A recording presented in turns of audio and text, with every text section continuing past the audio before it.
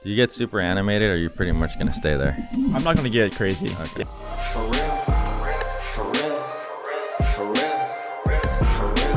Hi, welcome to the Briones Pickleball Podcast. In today's episode, we have a very special guest from across the country, I think, actually, and we'll get into that. He's a content creator, trick shot king in my book, and that is Shea Underwood. Hey, let's go, Jordan. I feel like I'm in the presence of greatness right now, man. I've watched so many of your videos, and to be here in person is such an honor, man. Thanks, man. Yeah, we met we talked not too long ago, maybe a year or two ago, or I've probably been commenting on your YouTube videos for several years, I would imagine. But yeah, we had a conversation on the phone not too long ago, and then I finally met you in person at MLP this past weekend. Yeah. So it's really good to have Shea here. If you don't know him, you probably have seen a lot of his stuff, or you will see a lot of his stuff. He's really popular on TikTok, Instagram, Facebook, YouTube. He has a YouTube channel. We'll get into that. So we're in the same space, making content. Shea, why don't you tell me, or tell the viewers and listeners a little bit about yourself? Yeah, so I am 24-year-old pickleball player, about to turn 25. The big 25, finally get that young driver fee off my rental car agreements, saving money. Let's go. Any way possible. So yeah, I'm a full-time content creator. I just quit my job as an engineer about 8 months ago to pursue pickleball content full-time, pursue the training, going pro full-time. So that's been quite the journey. But before that, in a past life, I grew up playing soccer and then eventually fell my way into playing football. Played at a Division I school called Georgia Tech as a kicker and a punter. Wow. Yeah. So I had a really good time there, learned a lot of lessons, and then finally found my way to pickleball, and now here we are. Cool, man. So why don't you just tell that experience? Everyone has their own, right? About how they got into the game. So how was yours? Yeah. Mine was interesting. I assume they're all kind of very similar. We all have like an athletic background. We hear about this new sport. We go out to try it. We fall in love with it immediately. And that's very similar to my own. So a local dentist actually introduced me to pickleball. He brought me out to the courts, and dude, just immediately hearing like the sound of the ball, something it scratched an itch in my brain, and I wanted more of it. And then what really happens for most people is they go out and they get beat by somebody that's much older than them that has no business beating them in an athletic endeavor. Yeah. And that just scratched another itch in my brain that was like, all right, I've got to get better at this sport because I can't have that happen ever again. Yeah. So that is what happened. There was like older lady, older guy, or? Yeah, I'm like, she can never beat me again. And then it kept happening for the next year. Wow. Okay. So you said a dentist introduced you. You were just getting a root canal or something, and this guy's like, Yeah, well, so I'm from a kind of a small town, so we all know each other. Oh. Yeah. So this dentist is actually the father of one of my really good friends who I grew up playing sports with. Yeah. And so he just knew, like, because his son and I were such good friends and played sports together, we would probably enjoy pickleball. Yeah. So he brought us out, gave me the nice Dick Special paddle. Okay, what paddle was that? Oh, I don't know the very first paddle that he gave me. But it wasn't the wooden one, right? No. The first one I used, I want to say, I can't even remember the name, but it was like an Ace pickleball paddle or something. Okay. It's like probably $30 from Walmart or something. Yeah. Cool, man. Yeah, are you big into paddles?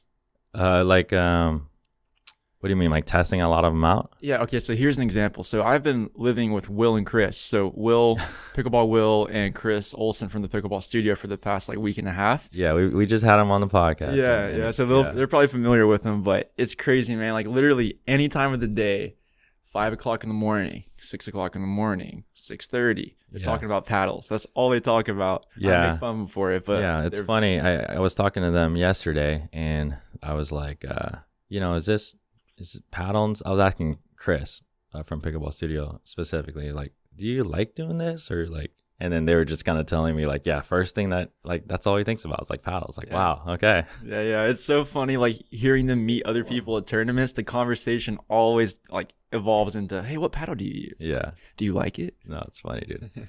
Yeah. So real quick, I've never actually met a player that's came from like Division I football. Yeah. So that's pretty high level. And you said you were a kicker. Yes. Wow. And did you play like all 4 years? Like, how did that? Yeah, so I played 3 years. I had quite the situation there. So I backed up Harrison Bucker, who is now the kicker for the Kansas City Chiefs. currently? Yeah, currently. Wow. Just doing really, really well there. And then I also backed up. So Harrison Bucker was the kicker. I decided, all right, I got to be a punter now, give myself a chance to get on the field. And then my second year, they brought in Presley Harvin, who was the number 1 punter in the nation. And now he's with the Pittsburgh Steelers. Okay. So sorry, I don't follow football that much, but punters and kickers, they alternate or they do both jobs? Yeah, usually they're specific to one, but occasionally people do both. And I was one person that did both. Okay. And yeah, so I just knew how to do both. I was good at both. Wow. And yeah, eventually didn't really find my way to the field that much in D1. Okay. But had the chance to back up some really legendary players. And Wow, dude. yeah, so I was playing football for 3 years there. And then, yeah, once I got rid of that, I left that journey. I knew I needed something to fill the void. Yeah. And so that's whenever the dentist introduced me to pickleball. Yeah. And from then, man, I've just been on that grind ever since. Yeah, well, backing those guys up, though, I mean, what was I'm assuming your goal was to go pro, right? Or no? Yeah, I mean, that may have been like what I said front facing, but in the back of my mind, I just knew that I wasn't going pro. Really? Okay. Like it was something that would require a level of dedication that I just wasn't ready to put into it at that time. There were so many other elements of life that were pulling on me. So Yeah. I got to college, I was just getting wrecked by school. Very, very difficult school. I was just not prepared for that well. And then joined a fraternity as well. So I had the social aspect, had the academic aspect, and then had the sports aspect. And one of them had to suffer, and that was the sports for me. Okay. Yeah. I know this is a pickleball podcast, but talking about the kicking real quick, because we can talk about a few things. Like I said, I follow a little bit of football. When you're playing other positions and stuff, there's a lot going on, right? Like defense, strategy, plays, and things like that. As a kicker, like to go at that high of a level to the NFL, what do you have to practice? Not saying that's not much, but besides kicking, like, is there a lot more to go into it than that? Yeah, so much more. Really? So, when you think about it, there are probably 32 kickers in the entire world that have the ability to play in the NFL at any given time. Yeah. Because most NFL teams, they don't carry a backup on their team. So 32 people that live in the United States that play NFL Yeah. are kickers, and that's it. That's all you get. Wait, what happens if they get hurt then? Most teams Usually, don't. like the punter will step in and the punt. Okay. yeah, I or got there'll you. be Okay. someone on the team who has some Got sort it. of kicking experience that can Okay. fill in. But to get to the most premier level, you have to be very, very, first of all, mentally sound.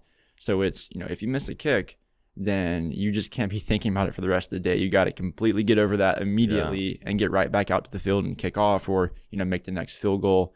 So there's a lot of mental aspects of it that translate very well to pickleball for me. I'm sure it does. You miss a serve where you return a ball into the net. It's like, all right, well, that sucked, but let's just try to figure out how to not do that again. Yeah. And immediately get over that versus sulking on it for a while. Yeah, no. And then, just the training, because it's such a specific motion. It's the same exact steps every single time. It's the same motion with your leg, the same follow through.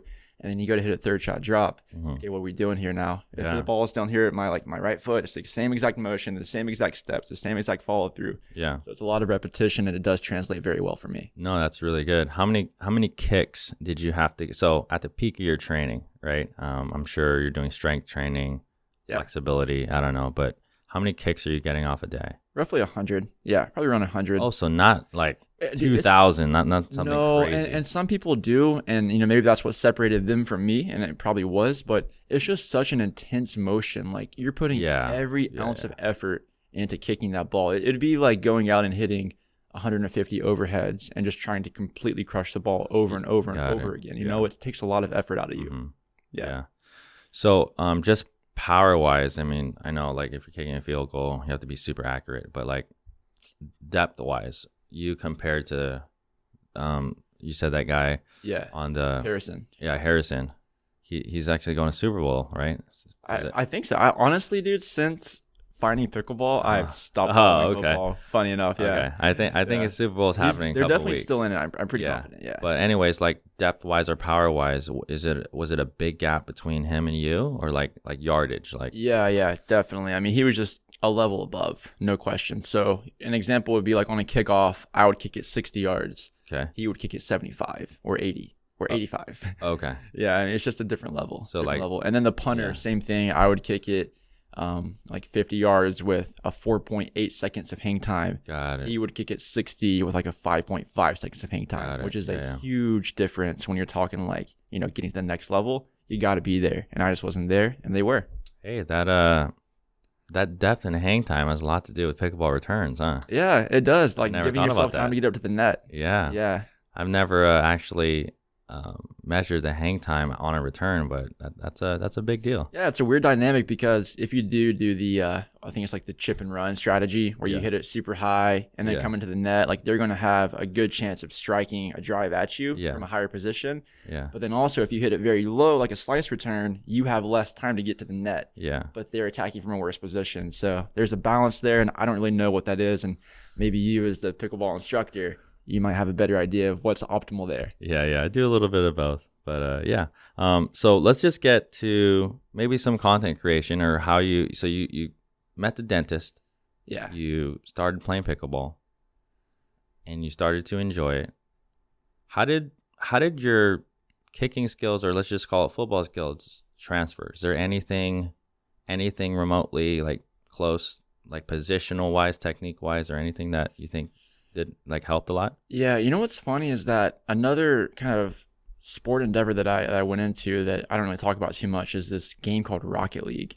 What is So that? it's a game that you play on like a PlayStation or an Xbox or your PC. Oh, okay. And I think it's the most similar to a real sport that you can find in the gaming world because all of your inputs like actually directly correlate to what happens on the screen. So it basically what it is it's soccer but with cars, then they fly. All that is to say, Wait a minute. It's soccer with cars. yeah, soccer But with cars, but what the do you cars mean? can like fly. They like fly around. Okay, I don't get it. So Yeah. you're kicking cars, or So there's like 3 cars on the field on your side, 3 on your side, and there's a ball in the middle. okay. And there's this whole pitch. There's a goal over here, and we're just trying to get the ball into your net. You're trying to get the ball into our net By like driving and kicking. by driving into it. But there's like a whole skill ceiling. Anyways, what I'm getting to is Wow, it dude. requires so much communication to play at a very, very high level because you have to know where everybody is at every given time. And so I find that on the pickleball court, I can communicate much better than a lot of people. Okay. Just from having experience in team sports specifically and realizing the effectiveness of effective communication and letting your partner know where you are at any given time and trying to communicate with them what you're about to do. So an example is like on a third shot, Yeah. I'm more likely than most people to be like, yo, hitting this soft, hitting this hard in the middle of my shot so they know what's about to happen. Oh, really? Yeah. I think I've ran into a few experiences like that, but I don't see that often. Yeah. So like if I was playing with you, drops like you're on the, let's say you're on the odd side, Yeah. returns in the middle, you're hitting that, you're taking it, and you'll say you're kind of dropping or driving. Yeah. to So me? I'll be like, I got, or like mine, Uh-huh. me, and then like soft, hard. So you know if it's a soft shot or a hard shot. Oh, okay. I'll even tell you like I'm going like soft to the right, soft to the left, hard right, hard left. Wow, Yeah. you even get that detailed? Yeah, because it's really important Wow, for you to dude. know that because that whatever I'm about to do Yeah. directly influences where you should No, for be. sure. And at a Sure. high level, I mean, I don't know if people are actually doing that, but they should be, right? It's really interesting. So from what I study, I don't think top players go that in depth, but that's really interesting. We'll see how. I don't know. Maybe that's going there. I think those guys play so much that they kind of know, but I don't think that's bad to do. I think that's kind of cool, actually. Yeah, you know what I have seen though is on return specifically with the hand signals behind the back. So Yeah. traditionally, like a closed fist is stay for your partner, Yeah. open fist is switch. I've also seen people like point different directions. Where they're gonna go? I think that I don't know if it means. I Oh, think they're telling the person returning where they want them to return it. I think so. okay. Could be that, or maybe where they're gonna go with that first ball. Yeah, You know? I don't know, but whatever it is, it's it's interesting, yeah. some level of communication they've established with their partner that they have an edge on the opposing team because they can communicate more effectively. Yeah. Well, what I tell a lot of my students that I work with is there's nothing wrong, or you can't get in trouble with over communication, right? It's usually under. Yeah. And like kind of like your example there, like, if I played some games with you and you did that, it'd be, kind of interesting at first, but it'd probably be super helpful. And then I know exactly what you're doing. So I Yeah, think that's kind of cool. yeah, absolutely. So I played with this guy in Atlanta named Danny Warfel, who I'm sure the audience is familiar with. He was like a Heisman Trophy winner, played for the Florida Gators. but he's very into communication as well. And so Yeah. we've like joked about, you know, if we play a tournament together, we're going to have like red, blue, green, yellow, like words that we can say that mean different things while we're at the kitchen to like, hey, Yeah. let's switch here. Like, let's speed up. I'm about to speed up. I'm about to like fake a speed up or whatever, you know, about to lob. That's not bad. Maybe like at a high level, like red or blue, like calling out a color, whatever. Yeah. And that means, dude, that can mean like attack cross court left hip, Yeah. across down the line right hip. Like, You know? I'm about Hey, to set you that's- up for an Ernie, like hard cross court Dean, quash Dude, ATP here. That'd be actually interesting. Yeah, to there's some see. good stuff there, man, that people just Wow. haven't really gotten into yet, I don't think. Yeah. You know, I posted this funny video, and it's kind of like half a joke, half real, where it's the pickleball screen. Yeah, I saw that. It's actually, yeah, you guys go check that out. How can they find it? Just on YouTube? Just type in like Shea Underwood, or my name's Shea, Shea. You can find it pretty much Yeah. any platform, like pickleball screen. Yeah, it was pretty interesting. You know, It was and cool. it's like kind of a joke because I knew it would get views because that's my job, Yeah. right? But at the same time, like there is a whole nother level there that people just haven't figured out yet. Like, Yeah. if I do hop in front of you and hide the ball from my Yeah. opponent, like there's a good chance that we can find something there that gives us an edge. Oh no, it's really cool. And by the way, going back to that pickleball screen, so it's kind of like, so just as an example, I think you had a few different kinds of screens, Yeah. but so basically, let's say you're dinking at the kitchen line, okay, and your partner is about to take that ball, it's traveling as a dink to him, and then you can like one of the ones I saw, you run in front of your partner, kind of block the view, like with your body, and then as soon as he hits it, you can duck or get out the way. So just rules wise, I'm sure that you've gotten a lot of questions.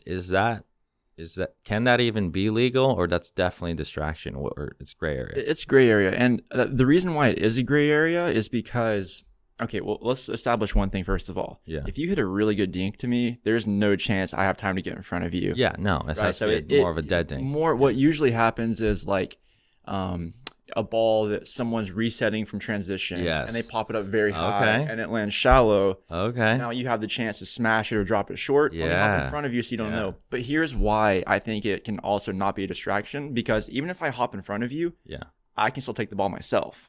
Yeah. So I can hop in front of you, shielding you from the opponent, but then at the Yeah. last second, I take the ball. No, dude, and hit I'm it. all for it, dude. But as we saw, like at the MLP this weekend, I mean, we got distraction calls. There was a distraction call on James, Yeah. but it was overturned.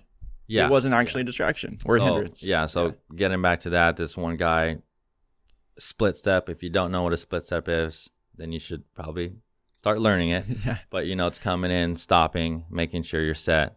We teach that in a lot of our videos. But anyways, he hit a pretty aggressive one, which honestly looked like a routine one to me.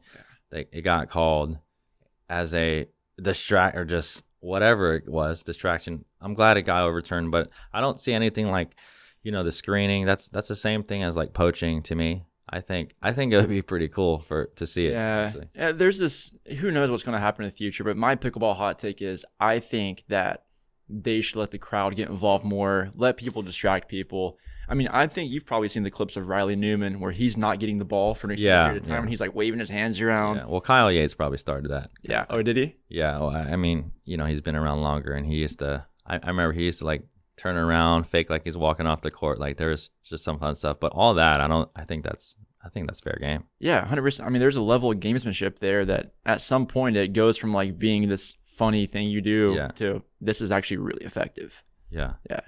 Yeah, cool, man. So yeah, you started playing pickleball, and then real quick, like what level would you say that you started? Because it's funny, I invite and I see a lot of people play from higher levels other sports. Sometimes it comes super natural because you didn't really have any racket background. Like how fast? Because right now you're like playing at a 5.0 level, or pro, right? Yeah, 5.0 to pro, somewhere in there. So how long? Like where did you start? What was your journey like from, let's say, you could tell us where you think you started 3.0, 3.5 to 4.5. Like, what was your journey? So I think like first day on the court, what probably happened was I showed up and I didn't know anything how to keep score. So 2.5 right off the bat. But by the end of that first day, 3.5, right? Because you have the athletic ability, you can hit shots, but it's just like, okay, where should I be? How do I keep score? What are the rules? Yeah. And quickly you level up. And you're trying, I mean, as a football player, we're just trying to like kill everything. or not really? Well, so I had some like ping pong experience. I played, Okay. like I understand games like this. Yeah.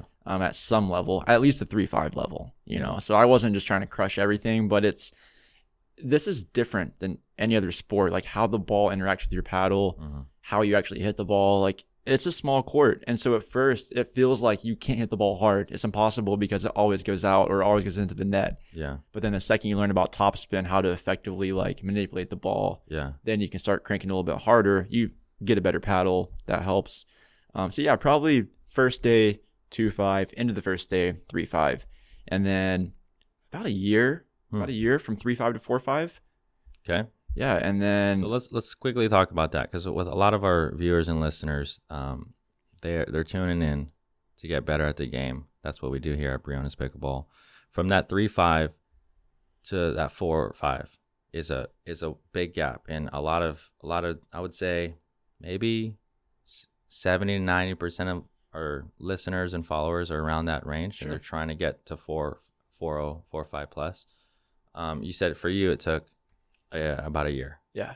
So for others, it could take longer, shorter. But what are some things that you can think of that you changed, and how did you actually, like, what did you have to work on to get there? Yeah, so I would say the biggest thing for me to get from 3-5 to 4-5, it's one very specific thing, and that is learning that it's okay to hit a high ball in like a third shot drop situation, as long as you can get really good at resetting from transition.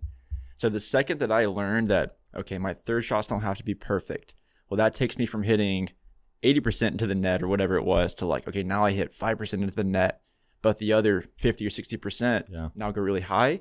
So I got to get good at resetting and playing good defense, and then waiting for that good ball that goes over the net so I can be patient and moving forward. So that probably jumped me from like 3-5 to 4-0, just playing better defense, being more patient, learning how to properly reset balls and dialing that in. And then from 4-0 to 4-5, just learning how to start effectively attacking people. Yeah. So finding the rolls, generating topspin off of like weird situations, where to aim the shots at the shoulders, at the hips. And then more importantly, it's like this roll doesn't win me the point. It's the follow-up. Yeah. You know, so you roll and you start developing patterns there. So that was really what took me to the next level. And then I did take a camp with Tyson McGuffin, and at that camp, John Sperling was there. John Sperling is a senior pro pickleball player, very, very smart. Yeah. And he started teaching me about different like methods, or what's the word I'm looking for? Systems in pickleball. Okay. So attacking systems. So like me and you, if we're playing another team, how do we go about winning our points? Like, where do we get our points from? And so I was starting to think about, how do I actually win a point? Yeah. And like, how do I set up that position to let me win a point? Yeah. That took my game to the next level. No, that's cool. So speaking about systems, let's give an example of one, like if you can, kind of. Yeah, absolutely. So the most common one is, well, the first thing we do is on our drop, we hit it to the person on, I guess it's the odd side. I don't know the tennis even odd side, but. Yeah. So cross court. Yeah, cross court to this person's backhand over here, right? And just see if they have any offense there at all. Got it. If they don't have offense, we just go there all day, because we know they can't hurt us. Yeah. And then we keep in the dinky situations or wherever we are on the court, it's 2 versus 1 now. And the one person, it's not just one person, it's that one person's backhand. Yeah. So we just keep dialing in, hitting balls to that person's backhand over and over and over again. Mm-hmm. And slowly we start to slide, getting closer to that person's backhand, anticipating a shot down the line that's can hit for an earning where they pop it up. Or what tends to happen is in that situation, like a 3-5 level, 4-0 level, their backhand, they're going to go cross court, but they can't hit sharp angles yet. So they hit it kind of high to the middle. Yeah. And then the person on the left steps in, takes it out of the air, and win the point. Yeah. So that's the most obvious basic system. Yeah. It's just to find their backhand, expose it, and then wait for them to pop it up, put it away. No, that's really good, man. That's really good. So you started playing, you progressed really, really quickly in your game, in your level. So let's talk about content creation now, because that's a big part of why, or what brings us together. So how did you get into that space? YouTube, TikTok, Instagram, all that stuff. And did you have any previous experience with social media or content creation before? Yeah, I did. I had some experience with it. So there's this trying to get recruited for football is a very weird area of life. Oh, okay. Yeah. I see where you're So going. what happened was I was, doing a lot of kicks and punts in game, Yeah. but getting your name out there is very difficult. And we're talking like this is 2012 to like 2015. Yeah, so these are you're talking about kind of like recruit videos. Yeah. Right. So get to, like in high school, get coaches and see how your skills and stuff. So I had to figure out how to take all these clips that were filmed very poorly Got and it. put them into this video that highlights me and shows what I'm capable of. Dude, were you doing trick shot? Were you doing trick shots? Kicks? Well, not really. I Oh, wasn't. okay. But I was like, people wow, were. dude. Yeah, there's this guy called Chainsaw Lennon, and I know you've seen this stuff, but you don't know who he is probably. But he does these onside kicks. The dude's like 40, and like Oh, okay. he does onside Interesting. kicks like into hoops and into like trash bins, stuff like that. So I met him at a Wow. camp once, Okay. and that got me kind of into the trick shot thing. But Dude Perfect's definitely the inspiration there. Okay, yeah, I was mean, gonna- they were we're just gonna- we're gonna and talk Brody about that, Smith. yeah. He was like the frisbee guy, still Yeah. does it. But yeah, so I had to make videos to get recruited, and that just sparked the interest there. And then, like I kind of was a gamer beforehand, so I made some Yeah. Call of Duty videos. I've always wanted to make videos, and the reason why is because when I'm thinking about like my impact or my legacy, like long term, Yeah. the only thing that's really permanent is just some sort of video. Once I'm gone, Yeah. if people want to look into my life, Yeah. I could write a book or I can make a video, and they can see things that I've learned and I can teach people going forward. So I've always had some like level of I got to start making videos just to document my life and share my experiences. That's cool, man. So I found pickleball and I played for 8 months, and I was like, man, it's time. Gotta start making videos. So the first day, got a GoPro for Christmas, strapped it to my chest, went out to the court. And what year was this? By This the way? was This was December of 2020, right? So you're under about 3 years roughly. then. Roughly 3 years, or yeah. less actually. I'm working on a video called I Played Pickleball for 1,000 Days. This is what I learned. Okay. About 3 years, yeah. Yeah. So, Dude, that's a good title. I know. I might have to think about that I'm one. gonna try to beat you to it. Dude, no, you beat me to it, but I'll do another spin. That's good. It's a really good one. Yeah. That's good. Yeah. So yeah, around December 2020, strapped a GoPro to my chest, went out, played a game, and just gave the entire world motion sickness because it's just so unsteady. So that was your very first one? Yeah. Because I didn't look at all your previous one, but your very first video was a GoPro strap. Just, That one? Just a regular like 4-0 rec game. Wow. Okay. Yeah. Well, how many views does that have right now? Probably like 200. Okay. Something like Yeah. that. Very small. Okay. But it's the process, man. Like it's Yeah. getting it out there. Okay. And I spent a lot of time figuring it out because you put a GoPro on your chest. There's a lot that goes into, okay, I put this thing on my chest. How do I get this to upload to YouTube? Yeah. There's a lot of steps in between. Dude, yeah. As Yeah. people don't know out there, we know exactly how hard it is to get content out, all the processes that it takes, and yeah, it's really tough. But so that was your first video. So what was it called? Shea Underwood Pickleball then, or Yeah, no? it was. It was Really? Shea Underwood Road to 5-0. And I Okay. realized I was going to get to 5-0 really fast. Okay. So I was like, all right, let's go a little higher. Road to pro. Road to pro. All right. So we went road to pro. Yeah. And then I made a goal that year to upload one TikTok video. That's all I wanted to do. Just upload a TikTok video. Just one? Just want to upload one. Oh. Okay. Yeah, just to see, just to get it going. And I uploaded one, and I was like, oh, that's kind of fun. I like seeing the views because Yeah. there's this interesting thing on TikTok where you upload a video, the first video you make usually gets a lot of views, or like 1,000 views, which is kind of a lot. Okay. And I did that for a little bit, and then this World Trick Shot Day came around, and this day in December, I think it's like the first Monday, and I posted a video of me trying to skewer a pickleball. So I put a wooden skewer on one side of the court. I had a bucket of balls on my side of the court, and I just kept hitting serves until I got the pickleball Got to it. perfectly land on the skewer. Yeah. I thought that was a recent. No, that was a while ago. Then. Yeah, definitely over a Oh, year ago. okay. Over a year ago. So I think I've seen that. Yeah. And that one, it got 1 million views On TikTok. Yeah, and I was like, whoa, Okay. there's some potential here. So where were you serving from? Just serving from like, one side of the court, left side of the court. And then so like basically a skewer is like a needle. yeah. And then you're trying to get one of the freaking holes. Yeah, well, land in two it. of the holes. Yeah, Wow, because dude. it's funny because So like how long did that? How many attempts and how long did that one take? dude, so the crazy thing is, I did it for 2 hours the first day on World Trick Shot Day, Oh, okay. and I didn't make it. Yeah. And I posted the video. I was like, "Yo, guys, this is what I'm doing." I did a little voiceover. I kept getting so close, kept taking my phone over. That's the one that got 1 million? I'm gonna come back tomorrow and try again.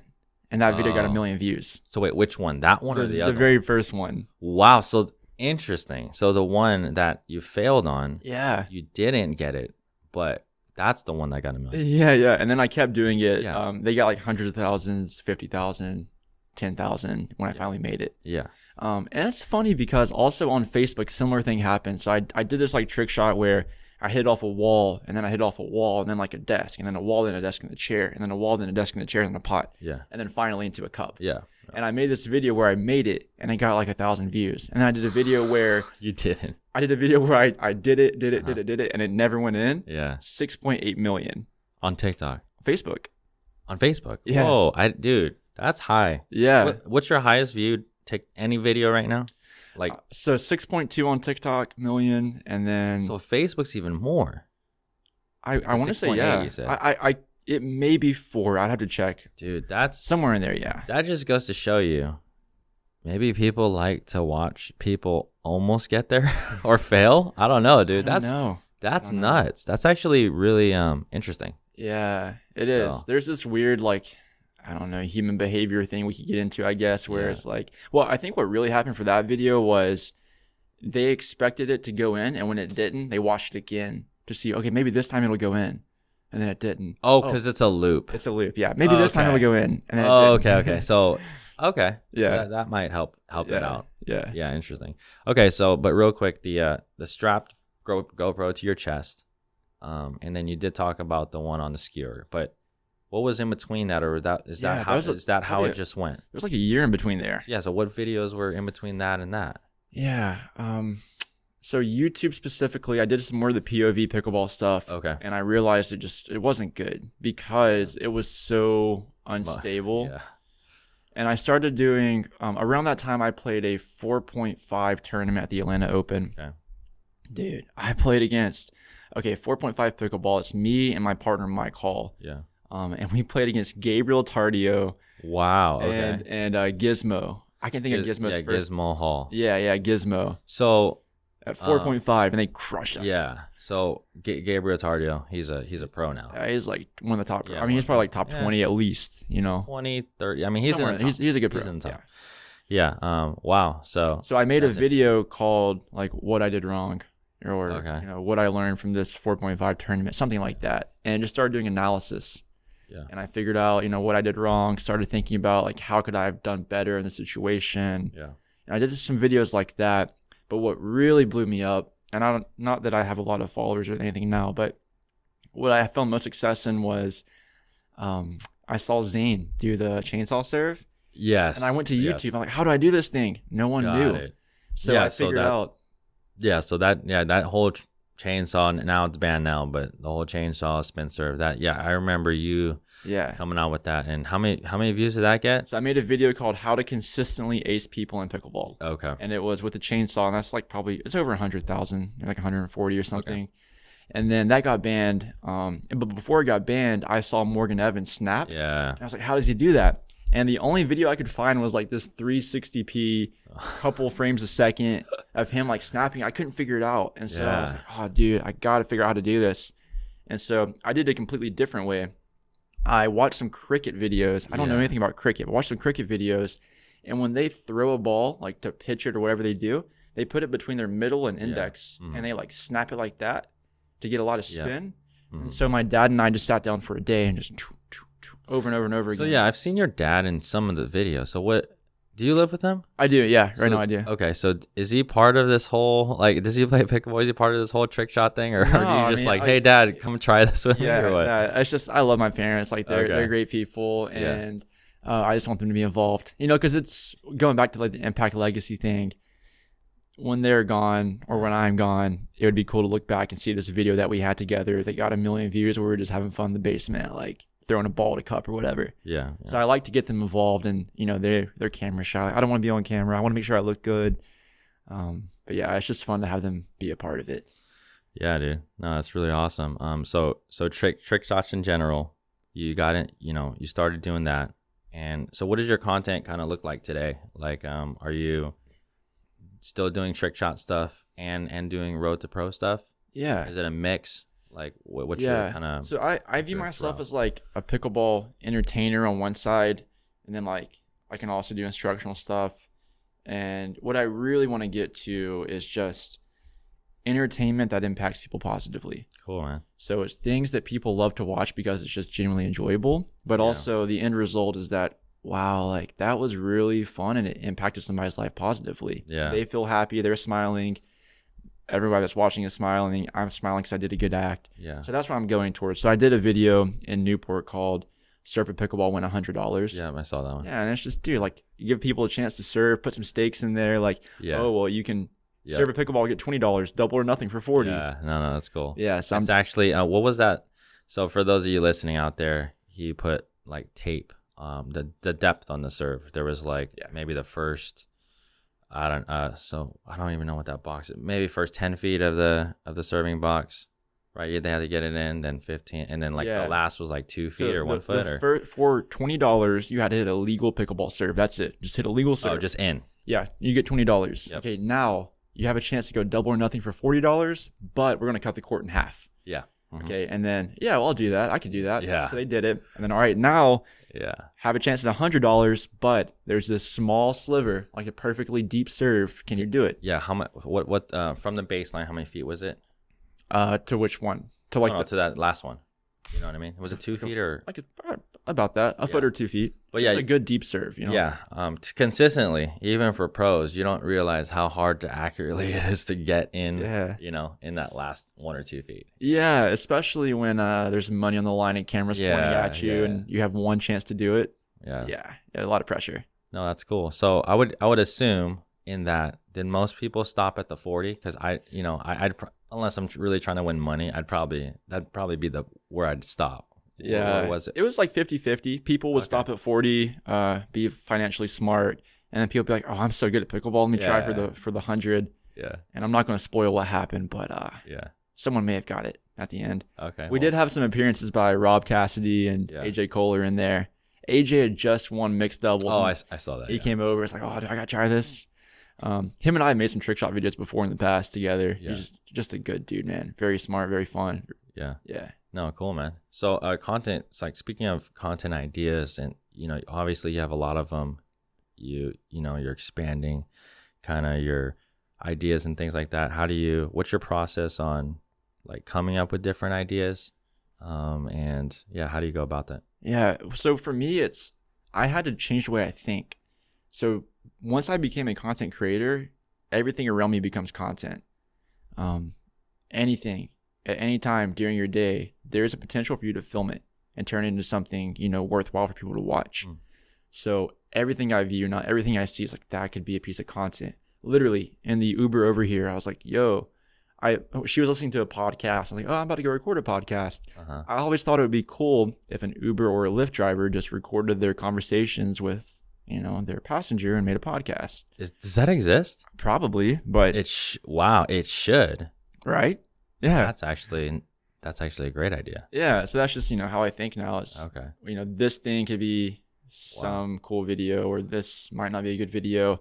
And then just taking inspiration from other people. Yeah. So for example, like the 1,000 days thing, or the Serve a Pickleball, Win $100. There's this guy named Nick Simmons. He does running videos, and he now does more like spectacle videos, like do a pull up, win $100. Yeah. Yeah. So I just took that from him. Still like an artist, turned it into my own thing for pickleball, and now it's out there in the world. Oh, that's awesome, man. Yeah. I want to learn more about you, man.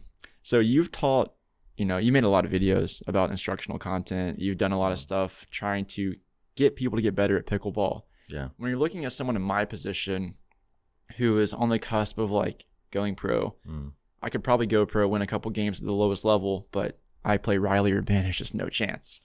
What are things that I need to be doing to get there? Is there something specific? Like, what's the difference? What's the separation? How do we get there? So you're talking about now, kind of 5.0 or high 5.0 to like elite level. Right? Yeah.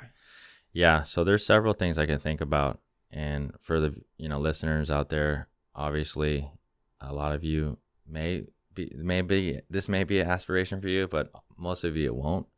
But I think, and I was talking to Pickleball Studio a couple of days ago, from 3.0 to 3.5, 3.5, 4.0, like every half level you go up, it becomes a little bit harder and harder, like 3.0 and 3.5s. They're relatively around the same. Maybe one's a little bit more consistent, a little bit better knowledge of the game.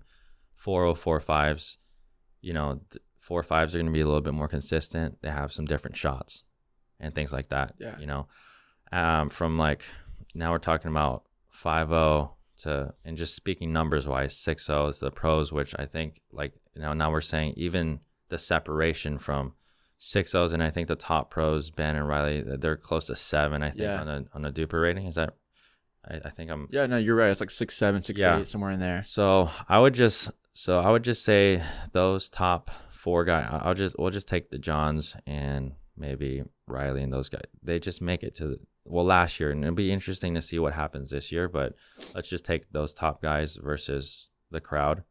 They made it to every championship Sunday pretty much last year in PPA. It really is. I think it's a lot of it is mental too, because all the other players, right, that are in the top 20, 30, I would say they have all the shots, Certainly. They have all the shots. It's kind of, and again, it's so cliche to say consistency, but when it matters most, they are able to execute every single time. And then you talk about their systems. They have their systems down, locked in with so Matt and Riley have been playing a whole year now. They know how to beat people, specific teams. They know how to beat the Johns. The Johns know how to beat them. And again, it comes down to execution on that day. But like the systems, the consistency as a team, like you said, and I think honestly that's one of the reasons why they don't need to talk as much, because they're so dialed in, and they know exactly like what they're gonna do, and where they're gonna hit, and if they attack, they go to this plan and whatever. But yeah, I study at I studied those games a lot, like the highest level. I would say honestly, consistency, sticking with the game plan. It's really tough. I would say to compete with those guys, because I play at a low pro level too. Around 5, probably 5 to 6. That's probably like somewhere in there. But to play those guys, the pressure is high. And they don't make a lot of mistakes. And I think getting to that level is a little bit tough, because you have to try to outperform them in a way, and you got to take some risks too, because they're so good in routine things, right? The essentials. And this is something that I've heard with some really good commentary. Like they do things really, really well, like just the basic things like transition. Very rarely you're gonna have them struggle to get up. Like they're gonna be up at the line. Now it's 2v2, and you got to beat them. You got to beat them in a dink game, right? So the only way you can, or a speed up game. So that's all it is, unless you're going to lob over them every once in a while.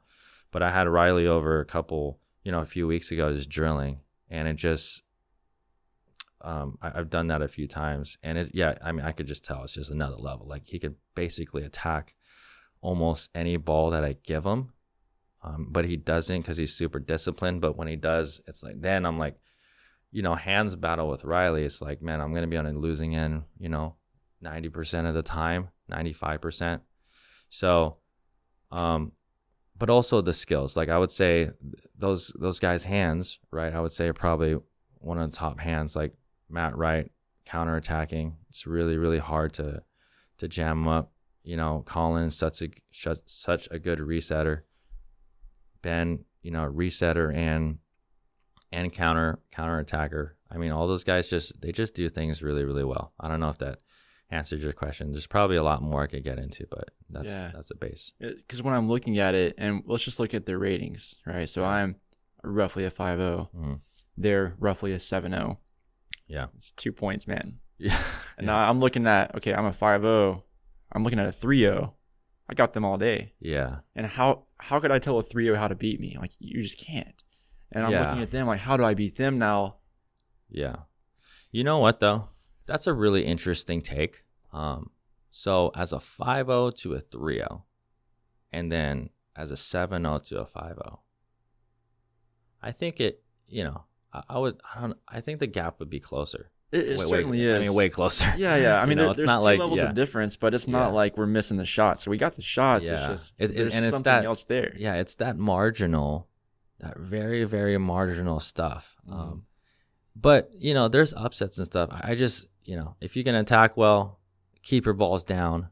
And that's the thing. And, I talk about a lot how the game has changed. And I think you started how many years ago? Roughly 3 years ago. So only 3. Okay, so I started 8 years ago. Okay. Right, so I've seen huge changes in the game. But just in the past 3 years, there is multiple things I can talk about. But the attacking in the hands is skyrocketed. Right, players are figuring out, if I can be offensive and win the point, then I'm gonna attack. And there's no reason to extend rally, points longer. Yeah. I don't think it's a secret here, but I was asking Riley one of the things, like how, some of their strategies against the Johns. And, he basically said, like, statistically, when they have rallies, I think over 10 or 14 dinks, or something like that, they lose a point. I think he said, like, they lose a point 70% or whatever. So like there's statistics now coming into the game. Yeah. So Riley and Matt, and this is no secret. You can see them. If they find a mid-level ball, they're gonna attack it because they're gonna, that gives them a better chance to win. And if you see the few times, maybe 3 or 4 times they beat the Johns last year, it could be more, but I'm not sure. But if you see those times, they were on a complete offense and things were just going really, really well. They countered well. And it just puts a lot of pressure on the Johns. And then the adjustments we see, and you're talking about systems sticking to the same thing, and just talking about finding the backhand. Again, not another secret. You see the Johns just going middle, like all day, and you're talking about not hurting you, right? That's the path of least resistance for them, and they'll roll it out to the corners and then try to create some separation and bring them in. But like sticking with that game plan and just being disciplined is what brings, the Johns victory most of the time there. So there's just so much though. That's really, really good stuff. I want to take it. So you said you've been playing for 8 years, right? Yeah. When you think about these past 8 years, is there a moment on the court in a tournament or a rec game where you're like, that was a sick highlight? and can you take us there? That was a sick highlight. Like I played out of my mind right there. Yeah, gosh. Or maybe someone played out of their mind against you and you just keep remembering, like, how did I not win that point? How did they do that? Yeah. Is there something like that? So those moments are a little bit, they kind of get muddied because there's so much has gone on. Sure. But I guess what I can remember is just, everyone figures out when they, or when they hit their first ATP and things like that. Or first Ernie, those things are always fun. But for me, I mean, just because I can remember them is tournament wise, like in the past, like the people who I've played felt really, good about playing and stuff like that. So I think some of my moments were just some of the goats of the game that I kind of had a chance to play against, and I think I've done fairly well. So, I mean, like when I first, it's really interesting when I very first started the game, started training, played some 5-0 tournaments here and there, and now I'm with Selkirk. Shout out to Selkirk. Shout out Selkirk, baby. Yeah, I really love them. They're a great sponsor. But before that, I was with Engaged Pickleball, and what happened is I was playing Kyle Yates, and this is at Nationals, and we were battling out. He beat me in 2 games, but I think, it was fairly close. I forgot to score. I could look back, but Obviously, at that time, Kyle was a top player, and the owner of Engage, I think, was watching that match, and then he came up to me after, and that's how that worked out. Wow. So that was, and I don't know, confidence or whatever. That was just like really cool. Like I didn't know about sponsorships or like whatever, but he was like, hey, like I mean, I'm pretty sure that's how that worked out. And then I was with Engage for like probably like 5 years. Like, Were you making content at that time? Did he know you from somewhere else, or was it just your on-court performance? No, yeah, What no, was it was that? just the perform. Yeah, it was Wow. just from that. So no, I did not. I don't think so. I'll have to look timeline, but no, I was not making. But he saw your play on the Yes. court, and he was like, "This guy's legit. Let's get him on board." Yeah, so that's how that started. And then players ask me this all the time, playing pro and stuff, and like, are you doing that right now? I would, I dabble in it right now. Full time is for me is coaching, and supporting a family. We have 3 little kids. Like that's kind of my main focus. But when there's pro tournaments in town, I would love to. I just know like you said, to train at that level is super high. But I kind of had my run, I would say, between like, now I gotta think about dates now, but maybe 2016 to 2019, something like that. That's when I was traveling the U.S. Open, and I played a lot of the good players. I mean, I played Ben several times. Talking about singles, Tyson. Had some pretty close ones with Ben actually.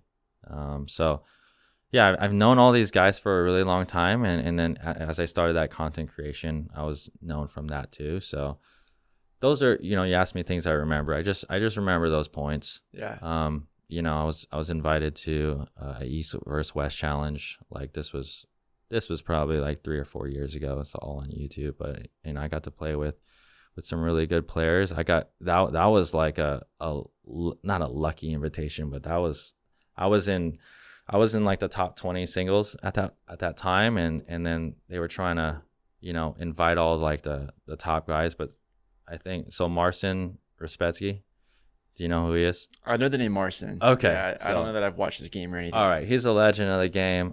This is when around we'll call it Kyle Yates, Daniel Moore era. Mhm. We're talking about singles, Yeah. but anyways, he's a really, really great player, but he couldn't make it to the event, and they were going down. They were trying to get the top 10 players, but they were kind of going down the list. So 17 picks later, they got to you. yeah, or whatever, Yeah, yeah. right?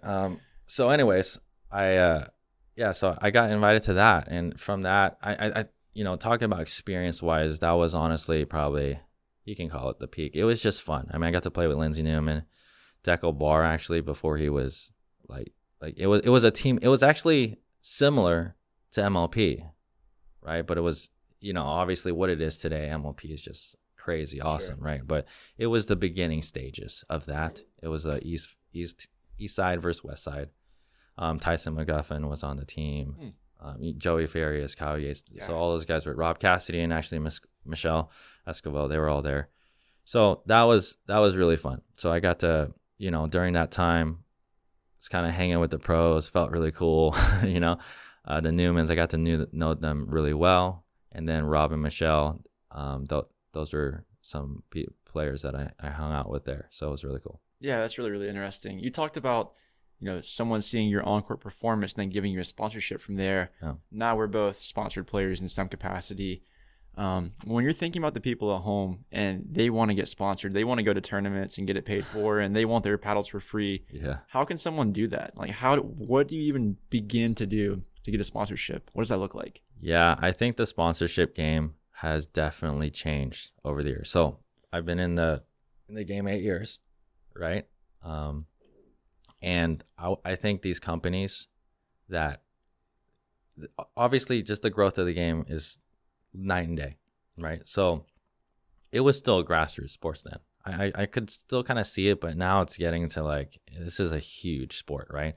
But then all these paddle companies were fairly, because the size of the market was small, they're fairly small. So they would sponsor just higher level 4.0s, 4.5s. And then again, just contractually, like, it's not like I was just getting paid like a heck of money or anything. At that time, 5 years ago, a sponsorship with just free stuff Yeah. You know, free paddles, A couple paddles a year. or no, just even unlimited paddles, Oh. and then just unlimited like attire. Mhm. Dude, that was like awesome. Like, okay, and then there was some entry fees paid. I mean, honestly, you look at Ben Johns and look at Tyson, all those guys, they didn't start to make the big bucks until fairly recently. Yeah. I mean, then, companies weren't paying out tens of thousands, hundreds of thousands of dollars. It was really, really tight, really small.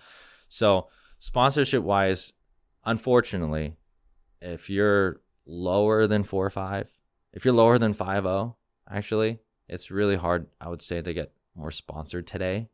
Back then, it was a lot easier because, if you're out there on the scene trying, even if you're a low level player, everyone's seeing your stuff and companies would just throw them out to you. But I never had this question before, but there are 2 things I do have in mind.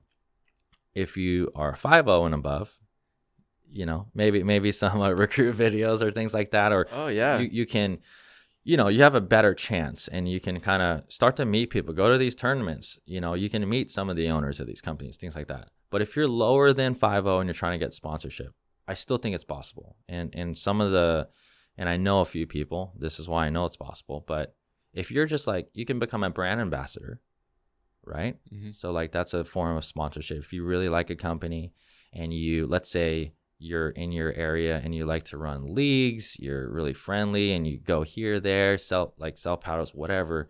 If you're that kind of person, I think that's what companies are looking for. If you have not a following, but just a big circle, Yes. right? Where you're running a lot of stuff. So yeah, I forgot the other one I was saying, but that's some place to start. Yeah. And and then the second thing is newer paddle companies. Oh yeah. Okay. Really, so really good. so that's the second one. Yeah. So if you're like a 4.0 and you're trying to get sponsored by Yola, it's going to be really tough. But there's so many new paddle companies on the scene. If you have a big circle, medium-sized circle, you can kind of tell them, look, I go here, I can, a lot of people see me, I could have your product. Smaller companies are definitely, I would say, looking for that. And then once they get bigger, it's going to be, they're going to just get pros and get higher level.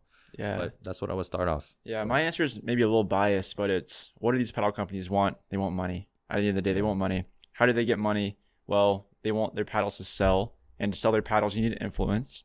How do you get influence? Well, you need eyeballs on you. Yeah. And how do you get eyeballs on you? You just make dope content, man. Make dope content. So Well, that's a way too, but content's everyone, king. yeah. That's what I would say. Yeah. Yeah, for sure. Yeah. So just going back to the content creation, you mentioned Dude Perfect. Yeah. And when I first heard of you, Shea, and even when I see you today, and you're trying to changing more entertainment value, but it was like kind of the trick shot thing. Sure. And I think a lot of people follow you and know you from that. So it's just so crazy, seeing what Dude Perfect is today. I'm sure you still follow him and stuff like that. But before, they're just these guys in college probably started just making cool stuff. And honestly, their stuff is so watchable. You can see now, I mean, they have an enterprise now. I don't know if you've seen they're building a theme park. Massive. Yeah, create stuff that no one, I mean, tens upon tens, maybe hundreds of $1 million company. Have their own crews. It's just crazy. And I'm sure back then, there's some haters. There's people saying, what are you guys doing with your lives? Wasting your time. Wasting your time. You'd be so much better at pickleball if you spent this time practicing instead of hitting a ball at a cup. Yeah. Or get that one all the time. Yeah. or just whatever. A lot of Yeah. negativity. And I'm sure as they've grown slowly, people are like, oh, okay. So anyways, do you feel any of that? Do you get any of that? What are you doing with your, I mean, it's so funny because even some of the, okay, just to be honest, I've even thought in a way oh man, this guy's spending hours to get this. Sometimes this days, shot man. done. Days. Sometimes. So yeah. What's the payoff there? Is it drive? Is it I'm just trying to create the best content ever? And also the last question is do you ever get that flack? What are you doing? Oh yeah. If you could do something else. Okay, so there's really, I guess, 2 answers here. Number one is the way I spend my time now. I view it in 3 buckets. Yeah. Number one, does this get me better at pickleball?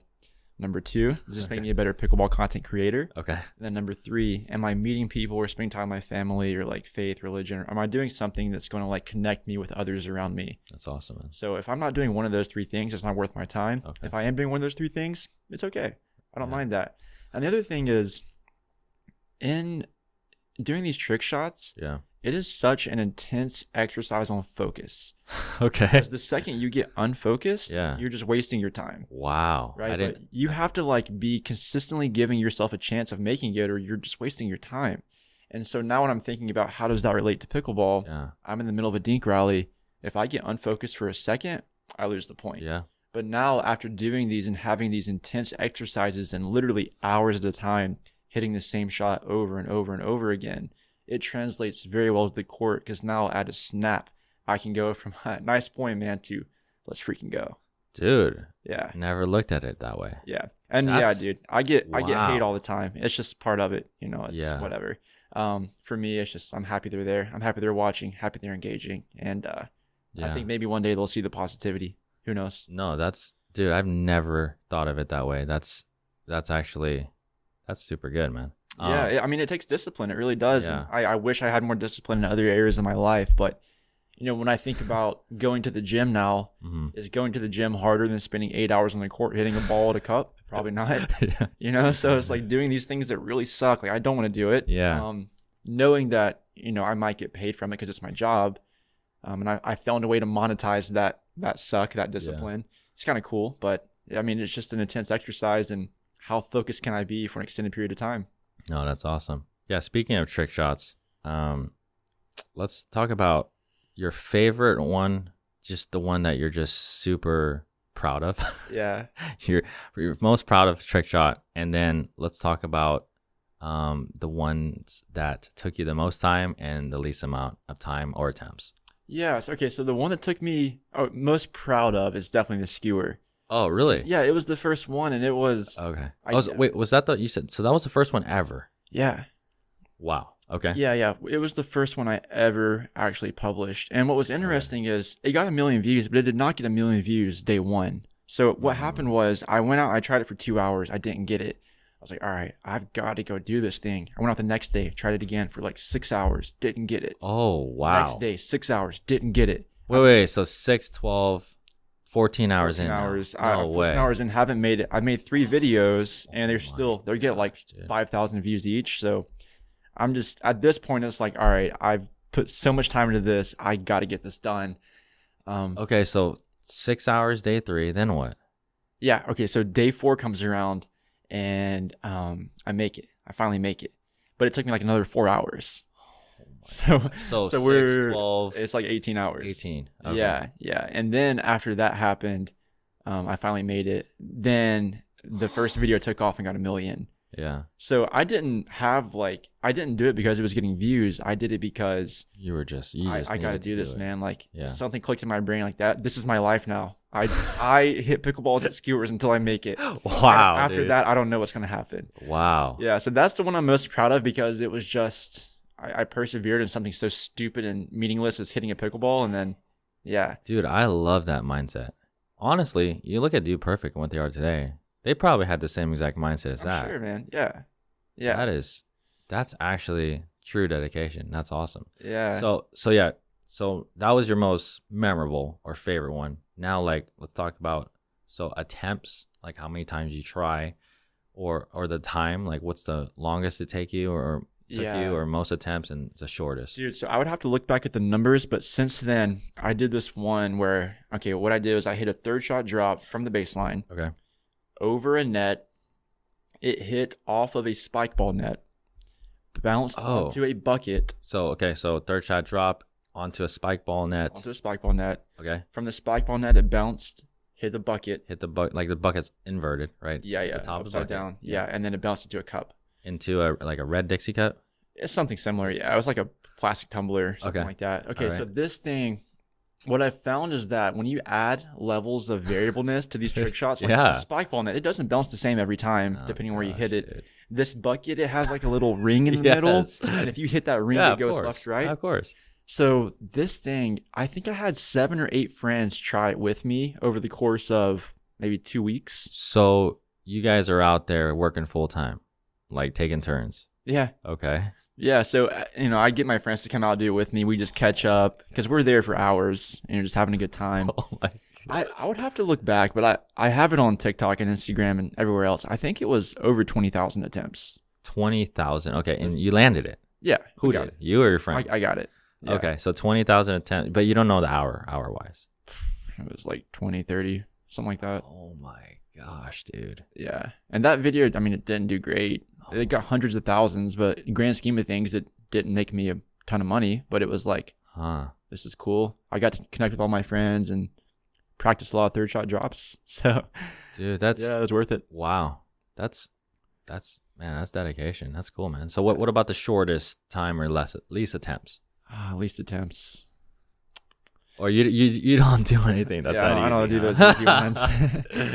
No, I've had some. I mean, so recently I tried this thing where I did a live stream on TikTok, and what I did was I had 5 levels of trick shots, and each level got much harder. Yeah. But for every 5,000 likes that I got on the live stream, I had to go back a level.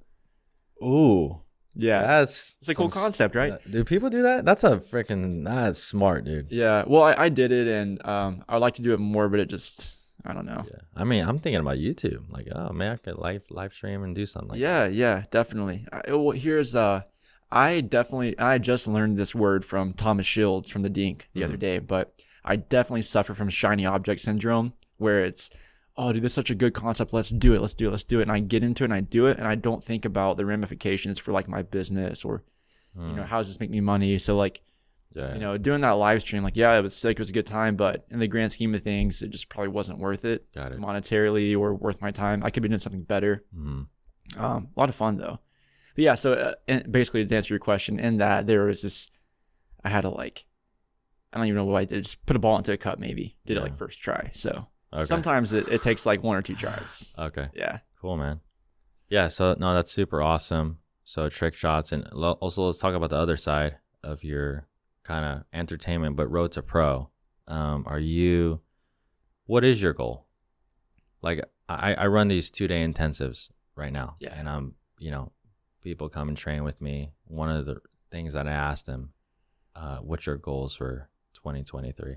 Yeah. So if I could ask you that question, Mm-hmm. like pickleball wise, like not your content or anything like that, but as a player. Yeah. Okay. So when you say what's your goal for 2023, I look at it a different way. So I don't do it by year. Yeah. I do it by my age. So my birthday is early February. Okay. So February 6th, every year I sit down and I write out all my goals for that year. Yeah. So February 6th. Oh, that's a couple days. Yeah. A few days here. Yeah. So what I did is, I have like these life goals, right? These big things I want to do. One of them is like give away a house, for example. Yeah. I just want to do that. And so what I do is every year I look at those life goals. Is Mr. Beast, by the way, one of your inspirations? I love that guy. Okay. Man. I was going to say, dude. That's just the epitome of like using your influence for positivity. I love Mr. Beast. His most recent video, I cured 1,000 people's blindness. Like he went from making YouTube videos to like doing cataract surgery on people. I haven't seen that. Oh, so he paid for people's surgeries. Cataract surgeries, yeah, to cure their blindness. That is a good thumbnail. Yeah, I mean the dude crushes it, and it's just pure positivity all the time. Yeah. Okay. Yeah. So, February 6th, I sit down, look at my life goals, see how that translates to 5-year goals. How does that translate to this year's goals? Yeah. How does that translate to monthly goals? And then finally, what do I do today? Yeah. And so for my pickleball goals, it's less of like, I don't set goals of like be number one. I set goals of spend time doing this every day. Spend 7 hours a day, spend 7 days a week doing something to get better at pickleball. Yeah, that's a great way to look at it. Yep. Yeah. So, and I think it's silly to think of like, I want to be number one, because what if you get to number one and you still have 20% more to give? It should become, I want to be the best possible version of myself at pickleball. And maybe when I'm there, I'm still an arm's length away from, Ben Johns and Riley Newman, or maybe I'm way better than them. I don't know. Yeah. It'd probably be silly to think I would be better than them, but I just don't want to limit myself. And so to not limit myself, instead, what I do is I say, I want to spend this many hours a day doing this. Yeah. And so I have this app called Way of Life, and I track all my habits on there. Okay. So every single day I have one of the things like take a cold shower in the morning. Do I do that today? Like if I do that today, then I'm going to do this today. Yeah. And I have spend at least 2 minutes just working on a YouTube video. Yeah. That's it. Post a short. Dude, Check. that's actually interesting. No, I have a very, very similar app just called Habits, a habit tracker. So I've been doing, that's one of the things I've been doing. Yeah. So, like positive. One of the things I learned is, just tracking habits, tracking those kinds of things. If I, like exactly what you're saying, if I'm trying to be, or if my, sometimes if you're just looking at the goal, just exclusively, if you're looking at the goal by itself, you know what I mean? And you're trying to get there, it's all the habits, the time that you put into that actually helps you achieve it. Right? Definitely. So like, even like players that are trying to get better, like, oh, I'm just trying to get here. So obviously we backtrack. How much time drilling do you need to put on the court? Like how many times do you have to, how do you have to eat? How you have to do all these things. So yeah, that's a great way to look at it. It's like share the progress, not the goal. Like focus on the progress, not the goal, and you'll get there no matter what. Yeah. I got to get going. Go in the orchard. Kyle's outside waiting on me. Yeah, no problem. But yeah, Shea, thanks for the time, man. I know you got other things going on today. I really appreciate it.